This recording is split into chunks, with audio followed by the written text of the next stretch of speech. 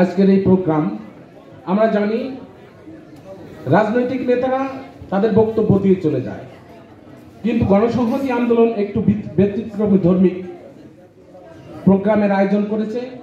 জনগণ কেমন বাংলাদেশ চায়, তাদের অধিকারের কথা, তাদের ভালোবাসার কথা, তাদের মতামতের কথা, সেই আদলে এই বাংলাদেশকে গড়া হবে। তো আমি সত্যি খুব খুশি হয়েছি আজকের এই প্রোগ্রাম সৃষ্টি করার জন্য, আজকের এই প্রোগ্রাম অংশগ্রহণ করে। প্রিয় বন্ধুগণ, তো আমি কেমন বাংলাদেশ চাই,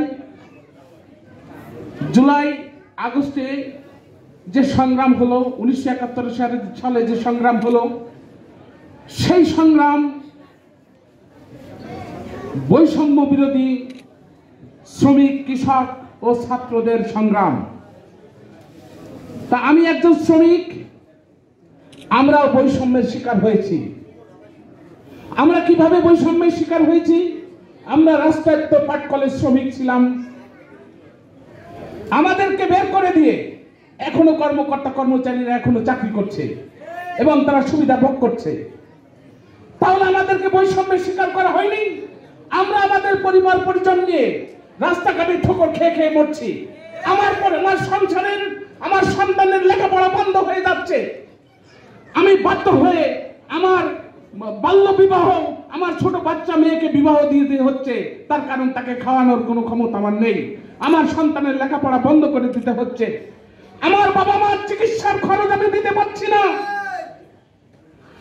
আমার কোন কন্যা সন্তানকে কোনো ভালো একটা ঘরের ছেলে বিয়ে করতে চায় না, ও বেকার হয়ে গেছে।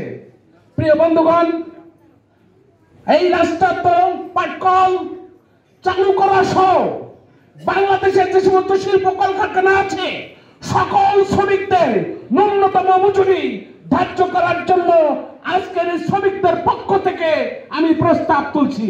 প্রিয় বন্ধুগণ, এবং এই রাষ্ট্রায়ত্ত পাটকলের সঙ্গে জড়িত আছে এই দেশের প্রায় 3 কোটি মানুষ। আমরা যদি বেকার সমস্যা দূর করতে না পারি, তাহলে কোন অবস্থাতেই এদেশের আইন শৃঙ্খলা রক্ষা হবে না।